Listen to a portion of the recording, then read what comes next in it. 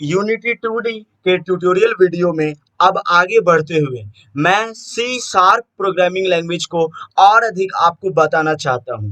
आज के इस वीडियो में मैं सी शार्प प्रोग्रामिंग लैंग्वेज से जुड़ा सभी चीज़ों को बताने के लिए एक सेटअप क्रिएट करूंगा, एक आईडीई क्रिएट करूंगा, इंटीग्रेटेड डेवलपमेंट एनवायरनमेंट।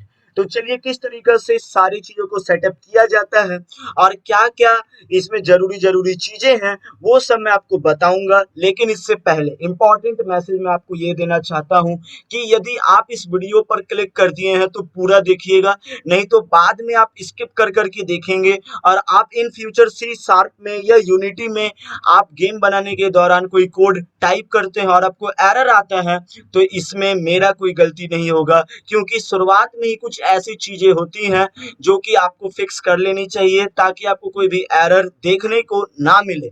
चलिए बातें बहुत हो गई, अब मैं आपको बताता हूं कि किस तरीके से आप सी शार्प प्रोग्रामिंग लैंग्वेज के लिए आईडीई क्रिएट कर सकते हैं। विजुअल स्टूडियो लिखना है, विजुअल स्टूडियो लेटेस्ट वर्जन आपको लिखना है, या फिर आप विजुअल स्टूडियो लिखते हैं तो आपको माइक्रोसॉफ्ट का ऑफिशियल वेबसाइट खुल जाएगा। जी हाँ, ये माइक्रोसॉफ्ट का ही अपना ही सॉफ्टवेयर है। यहाँ पर तीन ऑप्शंस आपको मिलेंगे, लिनक्स वालों के लिए, मैक वालों के लिए और ये विंडोज वालों के लिए।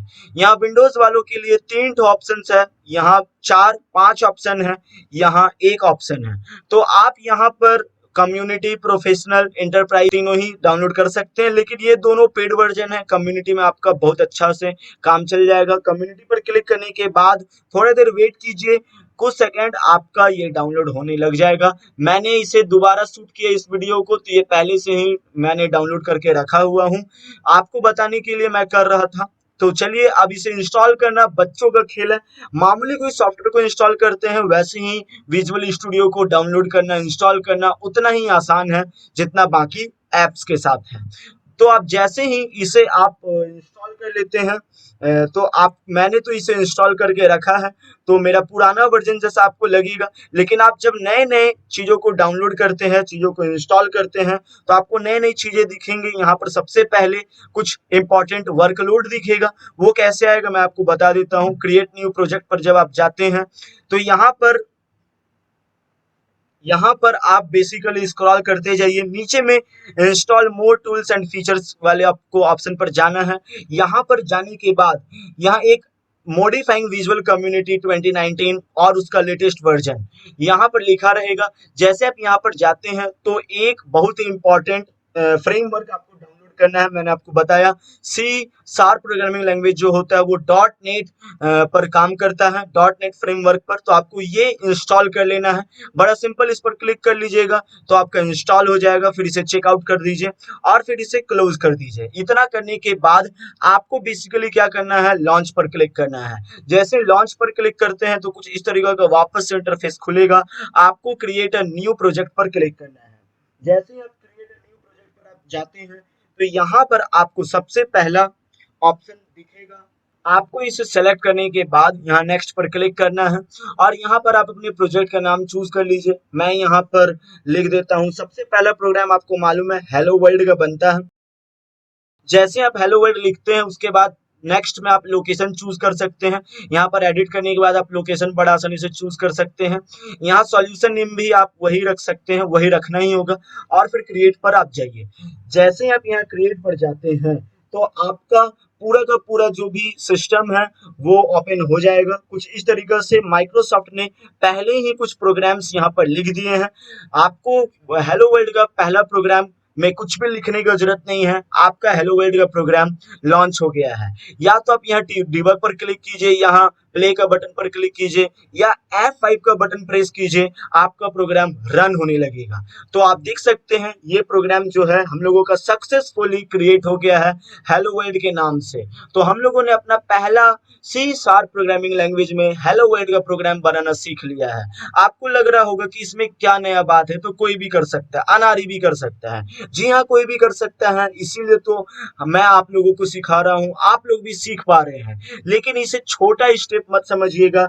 आगे बहुत सारी ऐसी चीजें हैं जो कि आपकी होश उड़ा देंगे, सीखने में आपको समय लगेगा और यकीन मानिए बहुत ही इंटरेस्टिंग जर्नी होने वाला है इस प्रोग्राम का। लेकिन इसका सिग्निफिकेंट आप भुला नहीं सकते हैं। ये पहला हेलो वर्ल्ड का प्रोग्राम ये बताता है कि आपका पूरा का पूरा सेटअप अच्छा तरीका से रन कर रहा है, अच्छा तरीका से इंस्टॉल हो गया है। अब मैं इसे क्लोज कर देता हूं और मैं आपको समझाऊंगा लाइन बाय लाइन सारे के सारे कीवर्ड्स को। क्या है ये सारा 12 लाइन 13 लाइन का जो प्रोग्राम है उसमें है क्या, एक एक चीजों को मैं अब आपको बताने वाला हूँ। सबसे पहला लाइन में आप देख सकते हैं लिखा हुआ है यूजिंग सिस्टम। यदि आपको ये चीजें नहीं समझ में आ रही है, आई बिलीव, प्लीज मेरे पर ट्रस्ट कीजिए, ट्रस्ट ऑन मी। आप इन सारी चीजों को स्किप कर सकते हैं, मत इसमें ज्यादा अपना दिमाग लगाइए क्योंकि ये बार बार आएगा, आपको इसका आदत बन जाएगा। लेकिन हाँ, एज अ क्यूरियोसिटी मैं आपको इन सारी चीजों को एक्सप्लेन तो करूंगा ही। यूजिंग सिस्टम पहला लाइन में ये मतलब बताता है कि आपने सिस्टम नेम स्पेस में से क्लासेस को यूज किया है, यानी अपने सिस्टम में से आपने क्लासेस को यूज किया है। क्लासेस इन द सेंस आपने कुछ एट्रीब्यूट को यूज किया है सी शार्प प्रोग्रामिंग लैंग्वेज में से। और यहाँ सेकेंड लाइन में आप देख सकते हैं एक ब्लैंक स्पेस है। सी शार्प प्रोग्रामिंग लैंग्वेज इसको बस इग्नोर ही कर देता है, लेकिन मल्टीपल ब्लैंक स्पेस रहने से प्रोग्राम कुछ अच्छा कॉम्प्रिहेंसिव लगता है, इसलिए लाइंस छोड़े जाते हैं। थर्ड लाइन में हम लोग नेम स्पेस देख सकते हैं। ये एक ऐसा कीवर्ड होता है जिसका यूज कोड को ऑर्गेनाइज करने में होता है, या आप कह सकते हैं जितने भी क्लासेस हम लोग यूज करने वाले हैं उसका कंटेनर होता है नेम स्पेस। यानी जो भी आप यहाँ पर अपना प्रोग्राम लिखेंगे, जैसे कि हम लोगों ने हेलो वर्ल्ड बनाया, उसका कंटेनर होता है नेम स्पेस। उसके बाद यहाँ फोर्थ लाइन में हम लोग का कर्ली ब्रैकेट शुरू होता है। बेसिकली ये कर्ली ब्रेसेस हम लोगों को बताता है कि किस तरीका से कोड इसके अंदर एग्जीक्यूट होगा। ये मालूम है आपको, कोई भी एग्जीक्यूटेबल कोड्स के अंदर जो भी हम लोग लिखते हैं उसको बंद करने के लिए कर्ली ब्रेसेस यूज होता है। In order to represent a block of code we have to insert our codes between the curly braces.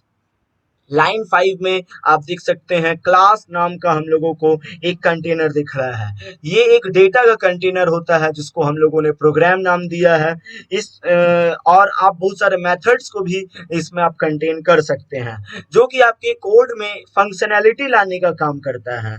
याद रखिए, सी शार्प में कोड का हर एक लाइन क्लास के अंदर होना चाहिए। जैसा कि आप देख सकते हैं हम लोगों का क्लास के अंदर है। एग्जाम्पल के लिए हम लोगों ने इसका प्रोग्राम नेम दिया, तो ये सारी चीजें क्लास के अंदर ही आती है। यदि आप अभी भी इन सारी चीजों को नहीं समझ रहे हैं तो मैंने आपको बताया डोंट वरी, ये बार बार आएंगी, आपको इनकी आदत पड़ जाएंगी। लाइन 7 में आप देख सकते हैं एक स्टैटिक वॉइड नाम का मेन आ रहा है। बेसिकली ये मेन मेथड होता है जो कि बताता है कि आप जो भी प्रोग्राम लिखेंगे वो कर्ली ब्रेसेस के अंदर होगा, और एग्जीक्यूटेबल कोड ये होता है, यानी आप जब कभी भी रन करते हैं तो ये जो लाइन है वो आपके प्रोग्राम को एग्जीक्यूट करता है। लाइन 9 में आप कंसोल डॉट राइट लाइन और ब्रेसेस के अंदर इन्वर्टेड कॉमा के अंदर हम लोगों ने कुछ इनपुट दिया है। एक्चुअली में कंसोल एक क्लास होता है सिस्टम नेम स्पेस का, जिसका बेसिकली हम लोग राइट लाइन यूज करके प्रिंटेबल चीजों को, टेक्स्ट को शो करने के लिए हम लोग इस प्रॉपर्टी का यूज करते हैं। यदि आप यूजिंग सिस्टम यूज नहीं करना चाहते हैं और इसको डिलीट कर देते हैं तो बेशक आपको अपने प्रोग्राम में एरर देखने को मिलेंगे। इस एरर को आप बिना यूजिंग सिस्टम यूज किए इन सारे एरर्स को सॉल्व आउट कर सकते हैं। बस आपको आगे सिस्टम डॉट कंसोल लगाना है, बस ये एरर आपका फिक्स हो जाएगा। जैसे आप इसे रन करते हैं आपका प्रोग्राम में कोई भी दिक्कत नहीं होने वाला है, बड़ा आसानी से आप प्रोग्राम चला सकते हैं।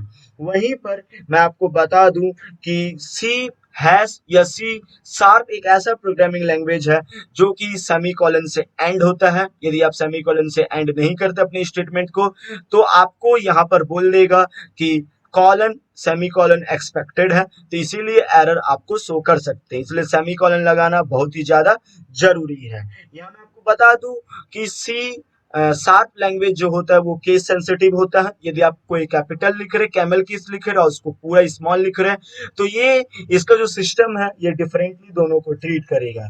इसको सेव करने के दौरान इस फाइल को हम लोग सेव करते हैं तो हम लोग उस फाइल को .cs एक्सटेंशन से सेव करते हैं। इस बात को याद रखिएगा, ये बहुत इंपॉर्टेंट चीज है।